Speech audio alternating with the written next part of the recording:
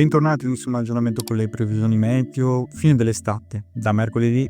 partiremo ovviamente dalle regioni settentrionali e poi nel corso dei giorni successivi si espanderà fino alle regioni del centro, del sud, con temperature sotto la media dappertutto nel weekend. Quindi insomma si aprirà una fase molto molto instabile, ma guardiamo un po' in dettaglio cosa succederà. Questo dovuto, attenzione, anche alla formazione di un uragano Erin che in profondo oceano Atlantico si è andato ad espandere fino ai Caraibi e qui porterà una fase un po' più pericolosa su questi settori. Il fatto che ovviamente l'oceano è molto caldo, si tratta di un vero e proprio sistema uragano della stagione estiva che quindi aprirà le porte poi a possibilità di nuovi uragani pronti ad estendersi poi anche fino all'Europa, perché questo uragano è possibile che poi andrà ad estendersi proprio verso l'Europa a partire però dal 25 del mese. Andiamo a vedere un po' nel dettaglio cosa accadrà nel corso dei prossimi giorni. Come vedete, l'estensione del campo anticiclonico temporaneo almeno fino alla giornata di martedì porterà ancora temperature insomma leggermente sopra la media, seppur di poco, valori fino a 33 gradi soprattutto lungo le coste tirreniche e nella bassa Valpadana, e come vedete i flussi atlantici riusciranno ad arrivare fino all'Europa occidentale formando un minimo depressionario proprio sulla Spagna, e come vedete nella giornata di mercoledì con un flusso di aria un po' più fresca dalla Scandinavia riuscirà a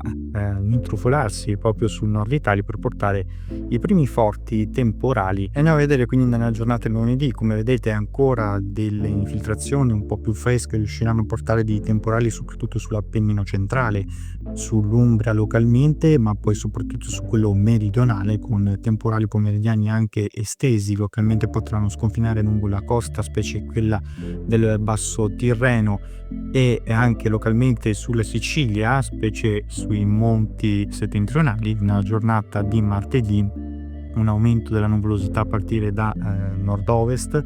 quindi dai settori come Piemonte, Lombardia, Liguria porteranno proprio alla nascita di questo sistema temporalesco, e avremo quindi già dei primi rovesci temporali di calore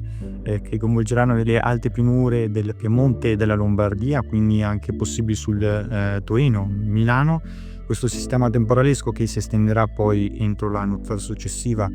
fino a raggiungere le alte pianure venete, le Dolomiti, e poi questo sistema, attenzione, perché proprio dalla Francia andrà ad instaurarsi poi sul Mar Ligure nella giornata di mercoledì, e quindi piogge temporali localmente anche forti, accompagnati anche da grandini di grosse dimensioni, si estenderanno a partire dalle regioni ovviamente nord-occidentali verso quelle nord-orientali, meno colpito in questo caso l'Emilia Romagna, e molto più colpita invece la Liguria, come vedete dagli accumuli. Le temperature caleranno vistosamente proprio a partire dai settori del nord-ovest. Attenzione però al sud, risentiremo di un'impennata termica proprio per l'espansione da sud-ovest invece dell'anticiclone africano, che consentirà quindi temperature anche oltre 36 gradi, specie sul tavoliere delle Puglie, sulle zone interne della Sicilia, sulla Calabria. Insomma tornerà una affa elevata e con valori quindi nuovamente molto molto caldi. Giovedì la seccatura traserà verso est, dando luogo ancora a condizioni di instabilità al nord, in particolare al nord-est, come vedete anche dagli accumuli fortissimi temporali e nubifragi. Il rischio, come vedete, soprattutto sulle zone prealpine, ma anche come vedete sul Veneto orientale e su tutto il Friuli Venezia Giulia. Localmente a fine giornata potranno anche superarsi i 100 mm, quindi criticità idrogeologica probabilmente proprio su questi settori che risentiranno maggiormente della persistenza dei fenomeni. Il tempo invece andrà peggiorando anche comunque su parte delle regioni centrali, soprattutto sull'Umbria, in parte anche sul Lazio, più colpiti come vedete il Alto Tirreno, ma non sono previsti comunque invece sul resto delle regioni adriatiche e al sud dei fenomeni dove prevarrà un bel tempo comunque con velature alte in transito, temperature che comunque continueranno a calare già nella giornata di giovedì, ma caleranno più vistosamente a partire dalla giornata di venerdì, soprattutto al sud, quando finalmente il sud si libererà di intensa ondata di caldo, ancora comunque ben presente,